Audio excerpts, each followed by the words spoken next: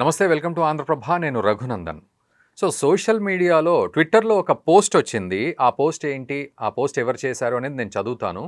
అమెరికాలో H1B వీసాల విషయంలో ఈ పోస్టు చాలామందిని అట్రాక్ట్ చేస్తోంది. కొంత ఇబ్బందికరంగా ఉన్నప్పటికీ ఇది నేను చదివి వినిపించాల్సిన పరిస్థితి. ఎందుకంటే అక్కడ సిచ్యువేషన్స్ అట్లా ఉన్నాయి అనేది చూచాయిగా మనం అర్థం చేసుకోవచ్చు. The post was shared on X by the handle Deepika Bharadwaj. The post was shared one day ago and pulled more than 398K views from people. దాదాపు 4 లక్షల మంది చూశారంట అది. ఆ పోస్ట్ ఏమంటోందంటే, hi guys, please help me with the decision. My husband is H1B holder earning 140K per year. I'm H4 and working. We don't have kids due to this H1B visa uncertainty. We are stressed out. There is a guy in my office who is a green card holder who is financially well settled. He likes me a lot and I kinda like him too. Can I divorce my husband and marry my colleague? I don't want to be stressed out for a visa in future and I never want to visit India again. That extreme. అయితే దీన్ని సింపుల్గా తెలుగులో చెప్పాలంటే వ్యూవర్స్కి, తన భర్త H1B visa holder, బాగానే సంపాదిస్తున్నాడు, కాకపోతే పిల్లలు లేరు. వీసా విషయంలోనే, ఈ పర్మనెన్సీ విషయంలో అన్సర్టైన్ ఉండడం వల్ల పిల్లల్ని కనలేదు. కానీ ఇప్పుడు ఈ H1B ఆంక్షల వల్ల, ట్రంప్ పెట్టిన ఆంక్షల వల్ల మరి ఏంటి పరిస్థితి? తన ఆఫీస్లోనే ఇంకొక కొలీగ్ ఉన్నాడు. ఆ కొలీగ్కి తానంటే ఇష్టం. మరి ఈ హస్బెండ్కి డైవర్స్ ఇచ్చి ఆ కొలీగ్ని పెళ్లి చేసుకొని అతనికి H1B గ్రీన్ కార్డు ఉంది అతనికి. సో పర్మనెంట్ సెటిల్ అయిపోవచ్చు. నేను మళ్ళీ ఇండియాకి తిరిగి రాదలుచుకోలేదు అనేది ఈ పోస్ట్. నేను కొంచెం స్పీడ్గా చెప్పాను, మీకు అర్థం కావాలని, ఎక్కువ టైం వేస్ట్ అవ్వకుండా వ్యూవర్స్కి. సో ఇది అక్కడ పరిస్థితి. మరి ఈ పోస్ట్ ఫేకా ఒరిజినల్ అనే విషయం పక్కన పెడితే అక్కడ సిచ్యువేషన్ మాత్రం అలా ఉంది అని మనం అర్థం చేసుకుందాం. ఈ అంశం మీద మనం మాట్లాడదాం. మనతో పాటు అంతర్జాతీయ విశ్లేషకులు డాక్టర్ కన్నగంటి రమేష్ గారు ఉన్నారు. రమేష్ గారు నమస్తే అండి. అంటే ఇది నేను చదవడానికి కారణం అక్కడ సిచ్యువేషన్ ఎలా ఉంది అని చెప్పడానికి మాత్రమే. నిజానికి ఈ పోస్ట్ ఒరిజినలా ఫేకా అనే విషయం మనకు కూడా పూర్తిగా దాన్ని మనం రీసెర్చ్ చేయలేదు. బట్ సిచ్యువేషన్ అయితే అట్లా ఉంది. ఏంటి మరి ఈ పరిస్థితి? అక్కడ ఇంత గందరగోళంగా ఉంటే దాన్ని ఎట్లా అర్థం చేసుకోవాలి H1B విషయంలో?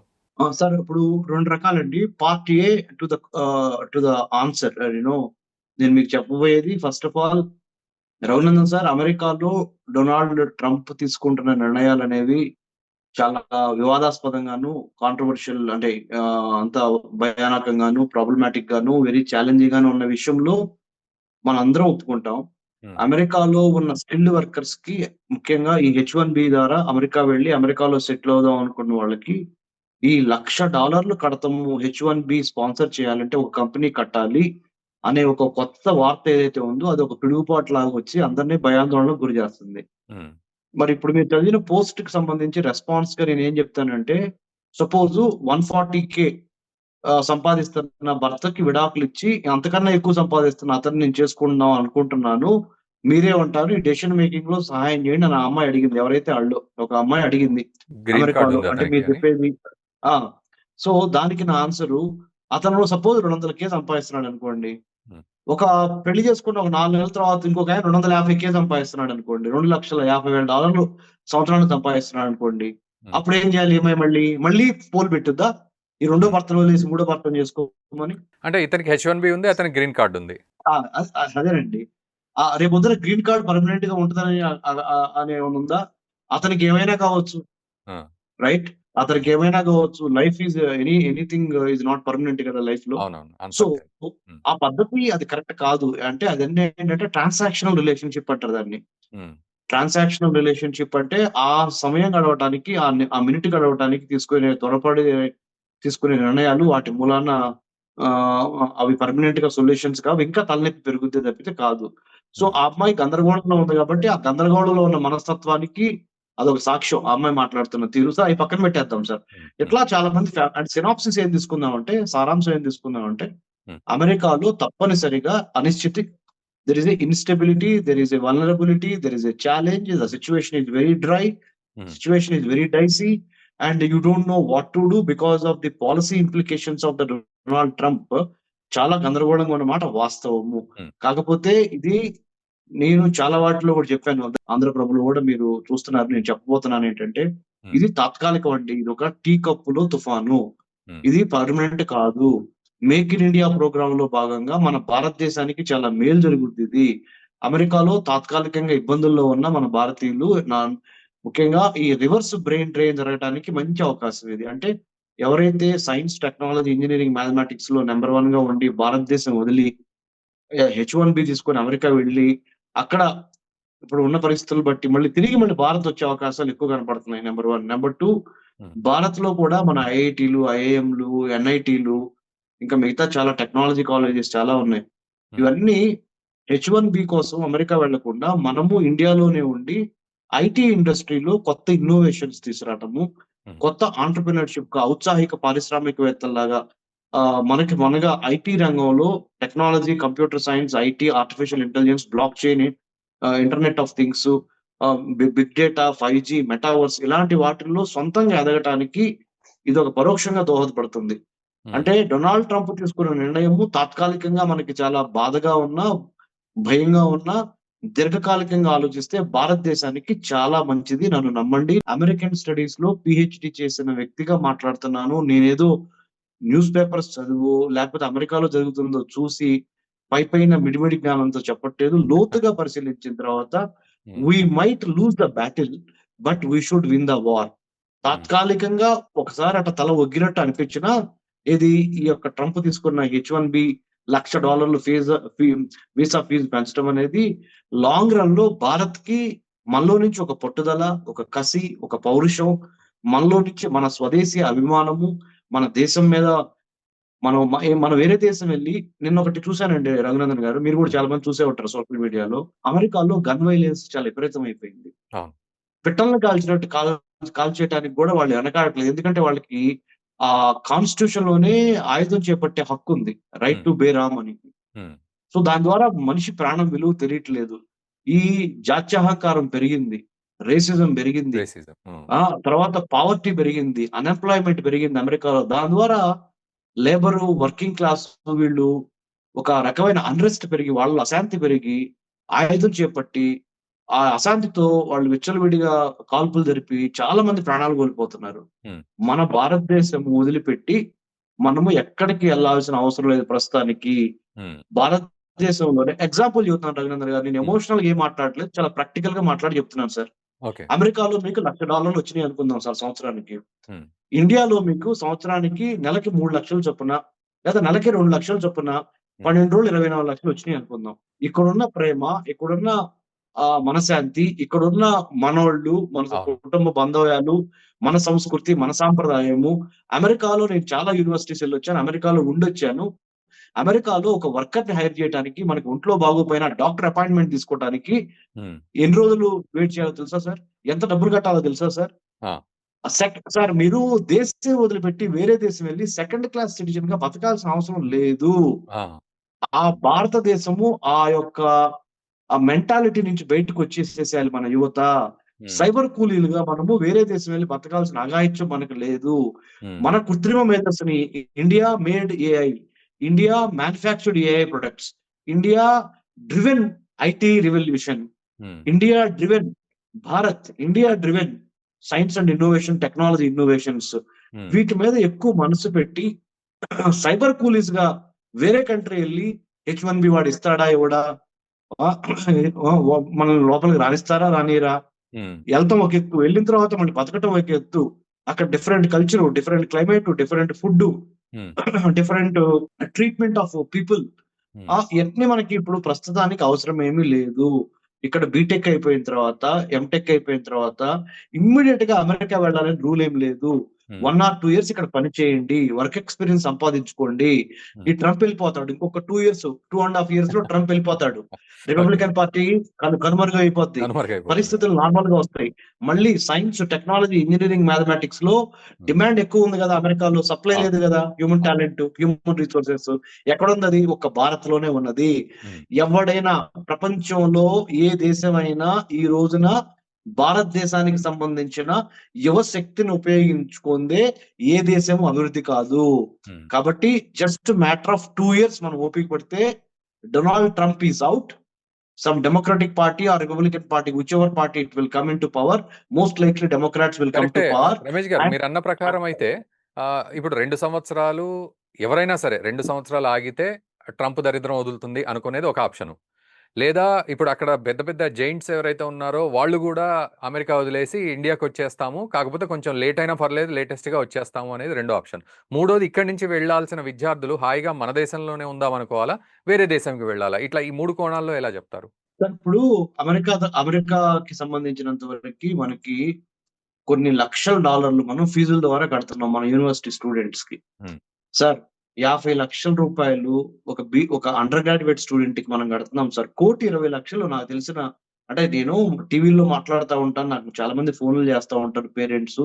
హ్మ్. నేను ఒక ఫ్యామిలీ పేరు చెప్పను గానీ, ఒక యూనివర్సిటీ అమెరికాలో అండర్ గ్రాడ్యుయేషన్ కోసము కొడుక్కి 1,20,00,000 కట్టారు.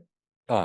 1,20,00,000 అండర్ గ్రాడ్యుయేషన్‌కి అమెరికాలో చదువుకోవడానికి కడుతుంటే, అతనికి అక్కడ పరిస్థితులు, అతని వాతావరణం అనుకూలించక, అతనికి మెంటల్ హెల్త్ ఇష్యూస్ వచ్చి, అతను ఒక 2 ఇయర్స్ తర్వాత ఆ కోర్స్ చేయలేక ఇండియా వచ్చేసేసి, మళ్ళీ ఇండియా నుంచి మళ్ళీ అమెరికా వెళ్దామంటే, ఆ కోర్సు మధ్యలో బ్రేక్ వచ్చిందని వెళ్ళలేకపోతున్నాడు. ఎందుకు? ఓకే. అతను మెంటల్ హెల్త్ ఇష్యూస్ వల్ల ఎగ్జామ్ రాయలేకపోయాడు. ఆ 2 ఇయర్స్‌కి కలిపి కట్టిన ₹70,00,000 వేస్టేగా. వేస్టేగా. హ్మ్. ఇట్లా చాలా మంది స్థలాలు, పొలాలు తాకట్టు పెట్టి, అమ్మా, నాన్న గొంతు మీద కత్తి పెట్టి, అమెరికా మీద మోజుతో, అమెరికన్ డ్రీమ్‌తో అమెరికా వెళ్తున్నారు గానీ, అమెరికాలో సెటిల్ అయ్యి ఫస్టు అక్కడ అక్కడ ఎళ్ళిన చదువు పూర్తి చేసి, తర్వాత అమెరికాలో జాబ్ సంపాదించుకొని సెటిల్ అయినా గానీ, మళ్ళీ అక్కడున్న కల్చరు అయన్నీ తట్టుకొని, క్లైమేట్ తట్టుకొని, ఇవన్నీ కరెక్టే సార్. ప్లస్ అంటే అక్కడ ఇప్పుడు గూడా పరిస్థితి ఇట్లా ఉంది కాబట్టి మీరిదంతా చెప్తున్నారు. బట్ మనకొక హ్మ్. సొల్యూషన్ కూడా హ్మ్. ఉండాలి గదా! సార్ ఆ సొల్యూషన్ దిశగానే భారతదేశ ప్రభుత్వము పనిచేస్తున్నది. హ్మ్. Rome is not built overnight. చాలా మనలో మార్పొచ్చింది. మన ఇన్‌ఫ్రాస్ట్రక్చర్ కూడా పెరిగింది. ఈ ఓకే. లిబరలైజేషన్, గ్లోబలైజేషన్, డిజిటలైజేషన్ టైమ్‌లో thanks to internet India the globe has become a flat. అంటే, అంటే ప్రపంచం అంతా ఒక ఫ్లాట్‌గా ఉంది. ఒక చేతిలో ఒక ఇంటర్నెట్ ఉండి, ఇన్నోవేషను చేయగలిగి, మంచి ఆహ్, ఆహ్, డిసిప్లిన్, డిటర్మినేషన్ ఉంటే, ప్రపంచంలో ఏ మూల కూర్చొనైనా సరే ఇన్వెన్షన్స్ చేయొచ్చు. కొత్త ఆవిష్కరణలు చేయొచ్చు. సో, మనం ఆ వేదికను ఏర్పాటు చేస్తున్నామా సార్? అంటే ఇప్పుడు ఒకవేళ మీరన్న సైబర్ కూలీలు వెనక్కొచ్చేస్తే, వాళ్ళని అకామిడేట్ చేయగలిగే వేదికలు మనము మన దేశం నుంచి ఏర్పాటు చేసే ప్రయత్నంలో ఇప్పుడు ఉన్నామా? 100% ఉన్నాం సార్. ఓకే. 100% అదే సార్, నేను అదే చెప్తున్నాను సార్. హ్మ్. We don't have to be a job seeker. We హ్మ్. got to be a job giver. Entrepreneurial spirit, సాహసం చేసి కంఫర్ట్ జోన్ నుంచి బయటకొచ్చి ఔత్సాహిక పారిశ్రామికవేత్తలుగా యువత ఎదగటానికి, రాజ్యం వీరభోజ్యం అంటారు తెలుగులో. నేనేదో సినిమా డైలాగ్ చెప్పట్లేదు. హ్మ్. ఎవడి కడుపులో కసుందో, ఎవడైతే నేను నా సొంత గడ్డ మీద, నా తల్లి, నా మాతృభూమి ఇక్కడి నుంచి ఎదగాలనుకుంటున్నాడో, వాడికి పంచభూతాలు కూడా సహకరిస్తాయి. హ్మ్. అమెరికాలోనే ఉంటే సక్సెస్ అనేది గ్యారంటీ‌గా ఏమన్నా రాసుందా? లేదు. లేదు. హ్మ్. What I am trying to say is, నేనేదో విదేశాలని తక్కువ చేసి చెప్పట్లా. అమెరికాని తక్కువ చేసి చెప్పట్లా. అమెరికన్ లైఫ్ స్టైల్‌ని తక్కువ చేసి చెప్పట్లా.